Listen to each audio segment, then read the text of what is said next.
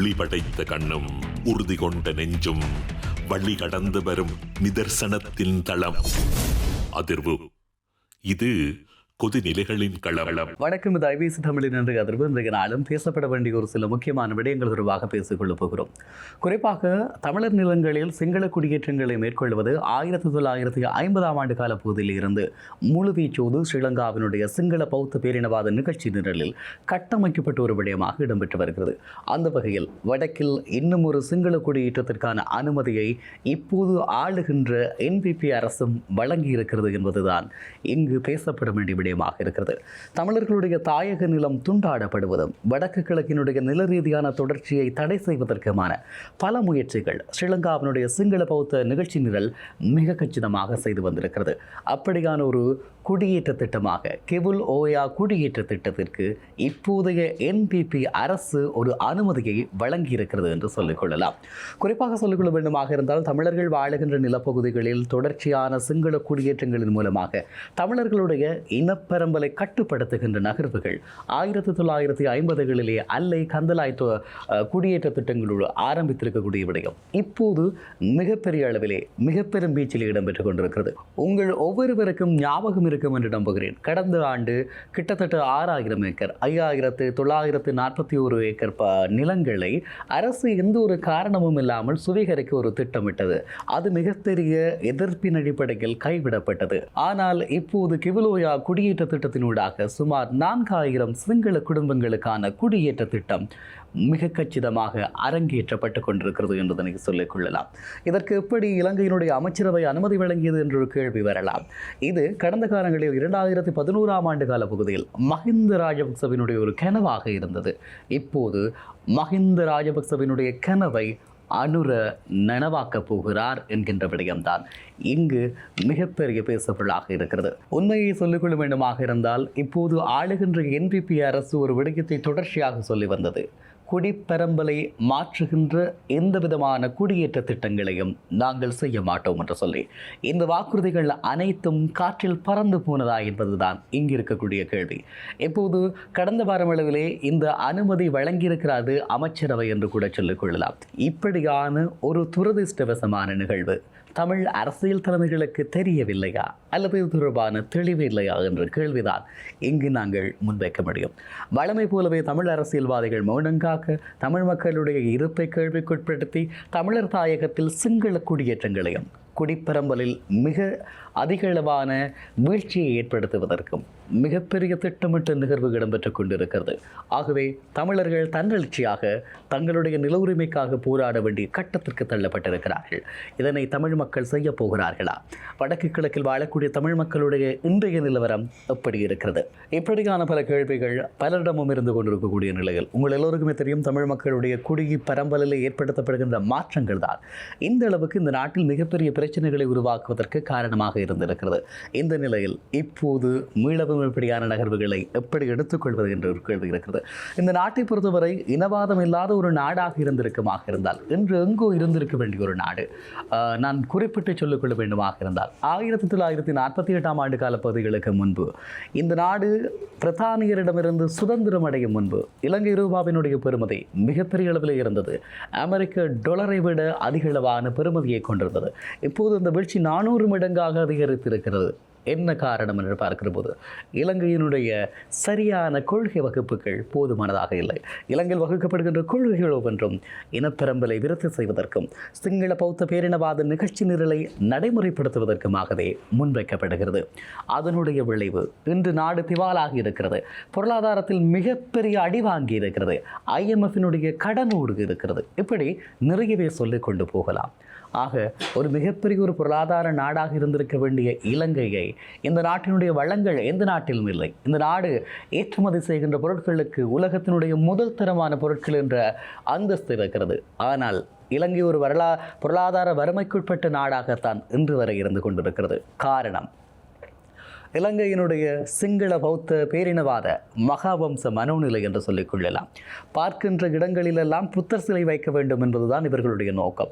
சிங்கள மக்களை குடியேற்ற வேண்டும் என்கின்றது இவர்களுடைய நோக்கம். ஆகவே எப்படியாக மாறியிருக்கிறது இந்த நிலைமை தொடர்ச்சியாக இருந்து கொண்டிருக்கிறது. குறிப்பாக இந்த டொலர் பிரச்சனை இந்த அளவுக்கு மாறியதற்கு காரணம் ஸ்ரீமா சாஸ்திரி ஒப்பந்தம், அதே போல நேரு கொத்தலாவல ஒப்பந்தம், இவற்றினூடாக இந்த நாட்டினுடைய முதுகெலும்புகளாக இருந்திருக்கக்கூடிய கருவா, ஏலம், ரப்பர் போன்றவற்றை உற்பத்தி செய்திருந்த இந்திய தமிழர்கள் மீளவும் இந்தியாவுக்கு அழைத்துச் செல்லப்பட்டார்கள். இந்த குடிப்பெரும்பல் வீழ்ச்சி என்பது அவர்களுடைய உழைப்பு இல்லாமல் போனது இந்த நாட்டினுடைய வருவாய்த்துறையில் மிகப்பெரிய பாதிப்புகளை ஏற்படுத்தியது என்று கூட சொல்லிக்கொள்ளலாம். இப்படியாக இந்த நாடு பெருமனே இனவாதத்தையும் இனப்பரம்பல் கட்டமைப்புகளையும் தமிழர்களை எப்படி வீழ்த்தலாம், எங்கெல்லாம் புத்தர் சிலை வைக்கலாம், இதை மட்டுமே குறியாக வைத்துக் கொண்டிருந்த ஒரு நாடாக இருந்த போது இப்படியாக இருந்தது. ஆனால் இந்த நாட்டை பொறுத்தவரை காலிமுகத்திலே ஒன்று கூடியவர்கள் இனிமேல் இனவாதம் இல்லை, இனிமேல் மதவாதம் இல்லை என்றெல்லாம் கூச்சலிட்டார்கள். மறுபடியும் மாறிவிட்டது நிலைமை. இப்போது வவுனியாவுக்கும் முல்லைத்தீவுக்கும் இடையே கிவுலோயா குடியேற்ற திட்டம் உருவாகி கொண்டிருக்கிறது. இலங்கையினுடைய அமைச்சரவை அனுமதி வழங்கி இருக்கிறது. இதுதான் இந்த துரதிர்ஷ்டவசமான காலப்பகுதியாக காணப்படுகிறது. குறிப்பாக இந்த கிவுலோயா குடியேற்ற திட்டம் தொடர்பாக சொல்லிக்கொள்ள வேண்டுமாக இருந்தால் பல ஒதுக்க காடுகளை அளிக்க வேண்டும், அதே போல தொல்லியல் இடங்கள் அளிக்கப்பட போகிறது, மக்களுடைய ஜானைகளுக்கிடையான மோதல் ஏற்படுத்த போகிறது, வனவிலங்குகளுக்கு மிகப்பெரிய அவர்களுடைய வாழிடங்களில் அச்சுறுத்தல் ஏற்படுத்தப்பட போகிறது. இப்படியான பல எதிர்ப்புகளின் அடிப்படையில் கைவிடப்பட்ட திட்டத்தை இப்போது இந்த என்பிபி அரசு நிறைவேற்றுகிறது. எங்களில் பலருடைய கனவு நாயகனாக இருக்கக்கூடிய அனுரகுமார திசாநாயக்கவினுடைய அரசு தான் இந்த நகர்வை செய்து கொண்டிருக்கிறது என்பதனை சொல்லிக் கொள்ளலாம்.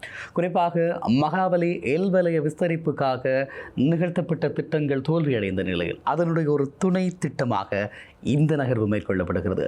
இது எப்படி என்று சொன்னால் கல்லில் நார் உரிப்பது போன்ற ஒரு நிகழ்வாக காணப்படுகிறது. அதாவது மகாவலி கங்கை நீரை வடக்குக்கு கொண்டு வரப்போவதற்கான இந்த முயற்சிகள் கல்லிலே நார் உரிக்கக்கூடிய விடயம் காலநிலை தொடர்பான இருக்கக்கூடிய சாத்தியக்கூறுகளின் அடிப்படையில். ஆகவே அதற்கான ஒரு கிளை திட்டமாக இந்த கிவுலோயா திட்டம் ஒரு துணை திட்டமாக அமுல்படுத்தப்படுகிறது. இது மாத்திரமல்லாமல் இந்த திட்டத்தினூடாக பல சிங்கள மக்கள் இங்கே குடியேற்றப்பட போகிறார்கள் என்பதுதான் இங்கு இருக்கக்கூடிய மிக முக்கியமான விடயமாகும். ஆகவே ஈழத்தமிழர்கள் தங்களுடைய வரலாற்றில் தங்களுடைய இதய பூமி என்று சொன்ன தங்களுடைய வரலாற்றினுடைய பெருமைக்குரிய மணலாறு பிரதேசம் ஏற்கனவே வெளி ஓயாவாக மாற்றப்பட்டிருக்கிறது. அந்த வெளி ஓயாவை அண்டிய பிரதேசங்களில் சிங்கள குடியிருப்புகள் மிகப்பெரிய அளவில் இருந்து கொண்டிருக்கிறது. ஈழத்தமிழர்களுடைய பூர்வீக தாயகம் என்று சொல்லுகின்ற வடக்கு கிழக்கினுடைய நிலத்தொடர்ச்சியான இணைப்பு துண்டாடப்பட்டிருக்கிறது. இது தொடர்பாக எந்த கவலைகளும் தமிழ் அரசியல்வாதிகளுக்கு கிடையாது. தங்களுடைய கதிரைகளுக்காக அவர்கள் மாறி மாறி அடிபடுகிறார்கள். ஸ்ரீலங்காவினுடைய நாடாளுமன்றத்திலே போகி நிற்கிறார்கள். தமிழ் மக்களுடைய பிரச்சனைகளுக்காக அல்ல, தங்களுடைய ஆசன பங்கீடுகளுக்காகத்தான் இந்த நகர்வு இடம்பெற்றுக் கொண்டிருக்கிறது. ஆகவே மக்களை பற்றியும் மக்களுடைய இருப்பு பற்றியும் தெளிவில்லாத அது பற்றியான பிரஜைகள் இல்லாத தலைமைகளை கொண்டிருப்பது தமிழ் மக்களுடைய தவறா அல்லது இப்படியான தலைமைகளை வழங்கிய காலத்தினுடைய தவறாக என்று மக்கள் அங்கலாய்த்துக் கொண்டிருக்கிறார்கள். இனி நாங்கள் சற்று விரிவாக இந்த கிவுலோயா திட்டம் தொடர்பாக பார்க்க போகிறோம். குறிப்பாக இதனுடைய பாதகங்கள், இதிலே மேற்கொள்ளப்பட்டிருக்கக்கூடிய முதலீடுகள் தொடர்பான தரவுகளையும் நான் உங்களோடு பகிர்ந்து கொள்ளலாம் என்று நினைக்கிறேன். குறிப்பாக மணலாற்றிலே 4000க்கும் மேற்பட்ட சிங்கள குடியேற்றங்களை நிறுத்தும் நோக்கோடு கிவுலோயா திட்டம் முன்னெடுக்கப்பட்டிருக்கிறது. அதற்கு இந்த வார அமைச்சரவையிலே அங்கீகாரம் வழங்கப்பட்டிருப்பதான அதிர்ச்சிகரமான செய்தி கிடைக்கப்பட்டிருக்கிறது. நான் ஏற்கனவே சொன்னது 2011 மஹிந்த ராஜபக்சவனுடைய ஆட்சி காலத்தில் இந்த திட்டம் 417 கோடி ரூபாய் செலவில் முன்னெடுக்க முயற்சிக்கப்பட்டது. மகாவலி அபிவிருத்தி திட்டத்தின் எல்வலயத்தின் அபிவிருத்தி என்ற பெயரில் சிங்கள குடியேற்றங்களை ஏற்படுத்த நிலைநிறுத்தும் இந்த திட்டம் அப்போது எதிர்ப்பால் கைவிடப்பட்டது. பின்னர் கோட்டாபாய ராஜபக்ச காலத்தில் ஆரம்பிக்கப்பட்டு தமிழ் மக்களின் எதிர்ப்பாலும் பொருளாதார காரணங்களாலும் கைவிடப்பட்டது. இப்போது 2345 கோடி ரூபாய் செலவில் விரைந்து முன்னெடுக்க அமைச்சரவை அனுமதி வழங்கியிருக்கிறது. முல்லைத்தீவு மாவட்டத்தினுடைய இருக்கக்கூடிய மணலாறு பிரதேசத்தை வெளியுறவாக பெயர் மாற்றியதோடு அல்லாமல் முல்லைத்தீவின் பெரும்பகுதியை கபலீகரம் செய்ய அரசு தொடர்ந்து தங்களுடைய முயற்சிகளை மேற்கொண்டு கொண்டிருக்கிறது. இனப்பரம்பலை மாற்றும் எந்த குடியேற்றங்களையும் என்பிபி முன்னெடுக்காது என்னும் தேர்தல் வாக்குறுதிக்கு என்னாகி போனது என்பதுதான் இங்கு இருக்கக்கூடிய கேள்வி. பறிபோகும் மணலாறு வாக்குறுதிகள் எங்கே இருக்கிறது என்ற கேள்வியை நாங்கள் மீள கேட்க வேண்டிய தேவை இருக்கிறது. குறிப்பாக தமிழர்களுடைய தாயக பூமியில் இப்படியான நகர்வுகள் காரணங்களை எப்படி எடுத்துக்கொள்வது என்பது தெரியவில்லை. குறிப்பாக நான் சொன்னது போல 2011 மஹிந்த ராஜபக்ச 417 கோடி ரூபாய் செலவிலே இந்த திட்டத்தை மேற்கொள்ள முன்மொழிந்தார். மகாபலி அபிவிருத்தி திட்டத்தினுடைய வலயம் என்ற பெயரிலே இந்த திட்டம் முன்னெடுக்கப்பட்டது. சிங்கள குடியேற்றங்களை உருவாக்குவதற்கான ஒரு முயற்சியாகவே இது பார்க்கப்பட்டது. இது கடுமையான எதிர்ப்பால் கைவிடப்பட்டது. பின்பு கோட்டாபாய ராஜபக்ச, இப்போது என்பிபி. குறிப்பாக இந்த திட்டம் தொடர்பாக கிவுலோயா அபிவிருத்தி திட்டத்தை மீண்டும் ஆரம்பித்தல் என்ற தலைப்பிலே அமைச்சரவையினுடைய அங்கீகாரம் வழங்கப்பட்டிருக்கிறது.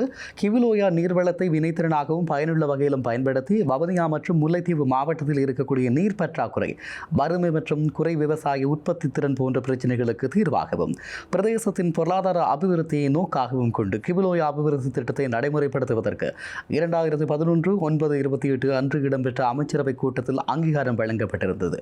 அப்போதைய மதிப்பீட்டு செலவாக 4170 மில்லியன் ரூபாய் கருத்திட்டமானது.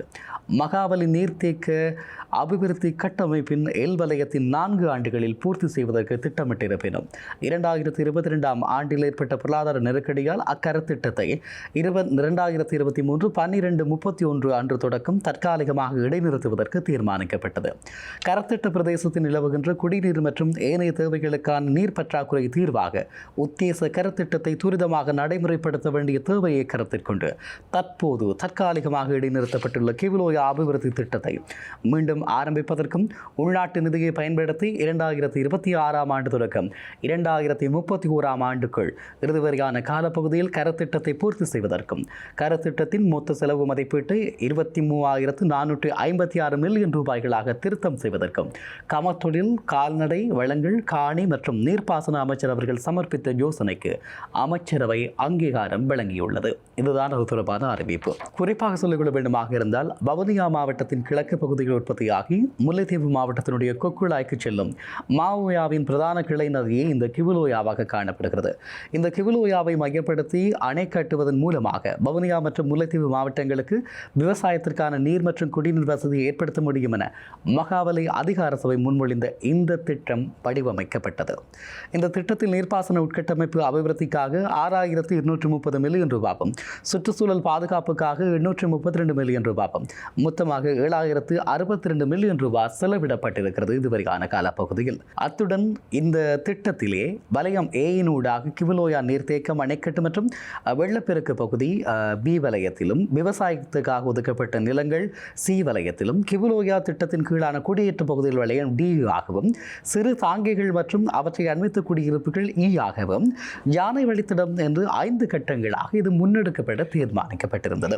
மேலும் குறிப்பாக சொல்லிக்கொள்ள வேண்டுமாக இருந்தால் இந்த திட்டத்தினூடாக ஏற்கனவே குடியேற்றப்பட்டிருக்கக்கூடிய 4,372 குடும்பங்கள் மற்றும் புதிதாக குடியேற்றப்பட இருக்கக்கூடிய 1,626 குடும்பங்கள் என மொத்தமாக 6,000 விவசாய குடும்பங்கள் நேரடி பயனாளிகளாகவும் 50,000 பேர் குடிநீரை பெறும் பயனாளிகளாகவும் இருப்பார்கள் என்று குறிப்பிடப்படுகிறது. குறிப்பாக இந்த திட்டத்தினூடாக பயனாளிகள் அனைவரும் 1983 ஆண்டின் பின்னர் குடியேற்றப்பட்ட சிங்கள விவசாயிகளாக இருக்கிறார்கள் என்பதும் அவர்களில் 0.86% மட்டும் ரோமன் கத்தோலிக்கர் எனவும் ஏனையவர்கள் பௌத்தர்கள் எனவும் குறிப்பிடப்படுகிறது. குறிப்பாக குக்குழாயிலிருந்து கருவாடு உள்ளிட்ட கடல்சார் பொருட்களை பொதிகளாக்கி வெடி வைத்த கல்லு, மருதூடை, காஞ்சிரமோட்டை பகுதிகளுக்கூடாக எருமை மாடுகளில் ஏற்றி விநியோகித்த ஒரு காலப்பகுதி இருந்தது. அந்த மக்களுக்கு தேவையான மிளகாய் உள்ளிட்ட தானியங்களை மீளவும் பெற்றுக்கொண்ட ஒரு நிலைமை இந்த பகுதியூடாக இருந்தது. ஆனால் இப்படி இருக்கக்கூடிய நிலையில் கிவுலோயா நீர்ப்பாசன திட்ட முன்மொழிவின் அடிப்படையில் வடக்கில் வலிந்து குடியேற்றப்பட்ட சிங்கள பௌத்தர்களை மட்டுமே இந்த திட்டம் மையமாக கொண்டு என்பதோடு குடியேற்றப்பட்ட ஒரு குடும்பத்திற்கு தலா 1.17 மில்லியன் ரூபாய் நீர்வளங்கள் வசதிக்காக மட்டும் செலவிடப்பட்டுள்ளதாக குறிப்பிடப்படுகிறது.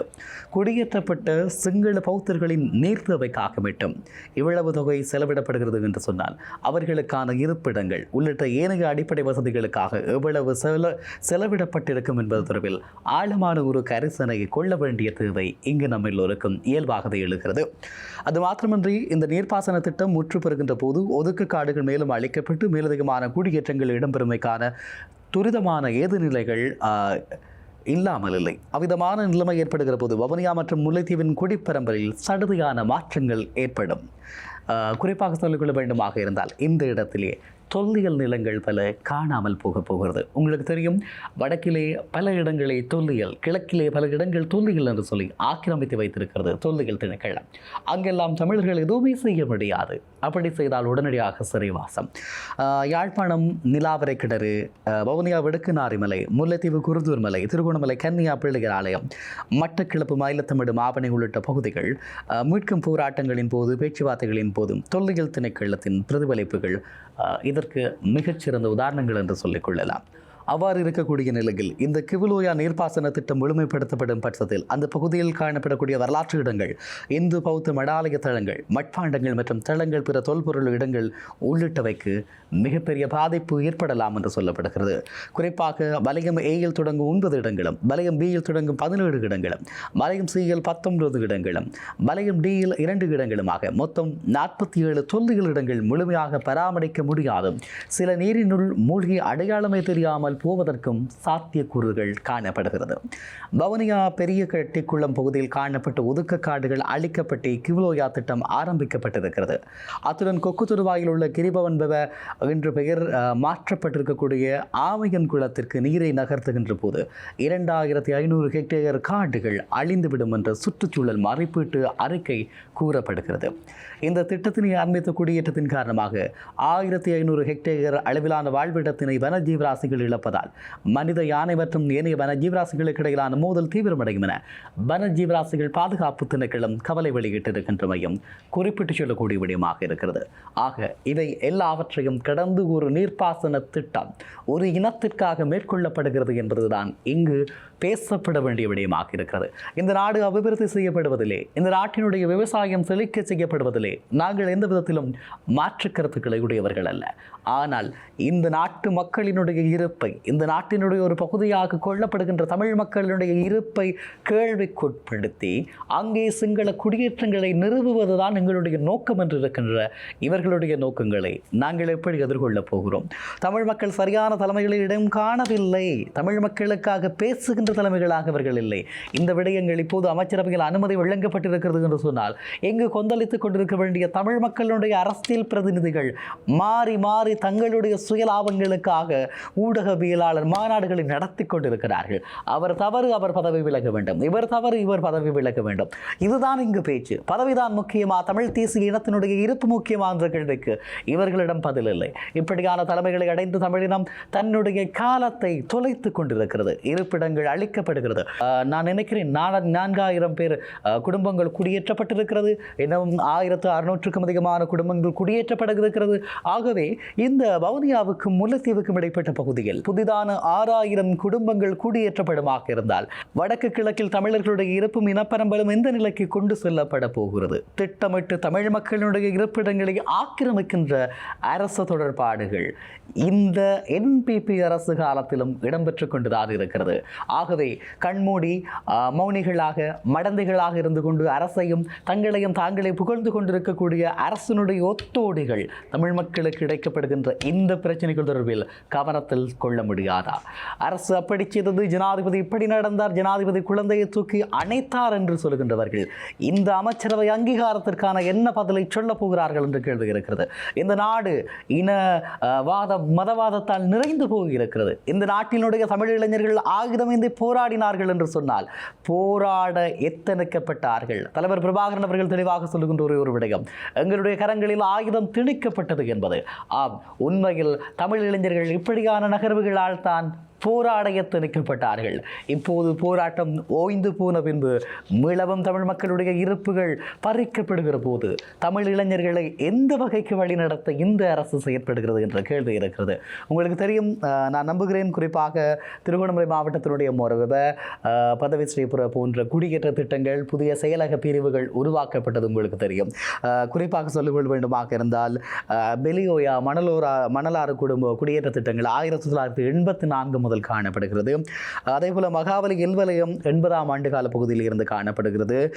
திருவண்ணாமலை மாவட்டத்தை பொறுத்தவரை 1930களில் இருந்து 1980 வரை சமூக பிரதான அரசு பின்பற்றப்பட்ட குடியேற்றங்களாக காணப்பட்டது. நான் நேற்றைய நாளில் பேசியது போல 1827ஆம் ஆண்டு ஒரு வீதமாக இருந்த சிங்களவர்கள் இன்று 27 வீதமாக மாறியிருக்கிறார்கள். அவர்களுக்கு 31 வீதமான நிலங்கள் இருக்கிறது திருகோணமலை மாவட்டத்தில். இப்படியான ஒரு நிலைமை மாறி காணப்படுகிறது. பல பிரதேச செயலகங்கள், சேரனுவர பிரதேச செயலகம், இப்படியான நிலைமைகள் எல்லாம் காணப்பட்டுக் கொண்டு இருக்கிறது என்பதனை சொல்லிக் கொள்ளலாம். கிராமங்கள் 1970களில் இருந்து 80கள் வரை பெயர் மாற்றப்பட்டது. இப்படியான நிறைய விடயங்கள் இருக்கிறது பேசுவதற்கு, கேட்பதற்கு. ஆனால் தமிழ் தலைமைகள் இதனை கேட்பதற்கு தயாராக இருக்கிறார்களா? இல்லை.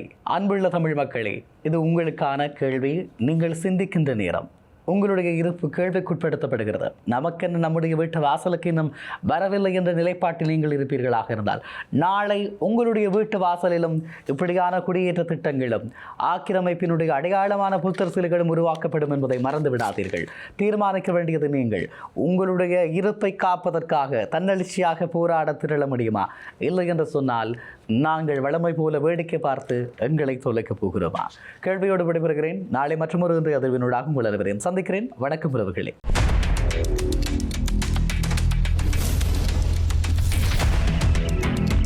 ஒளி படைத்த கண்ணும் உறுதி கொண்ட நெஞ்சும் வழி கடந்து வரும் நிதர்சனத்தின் தளம். அதிர்வு. இது கொதிநிலைகளின் களம்.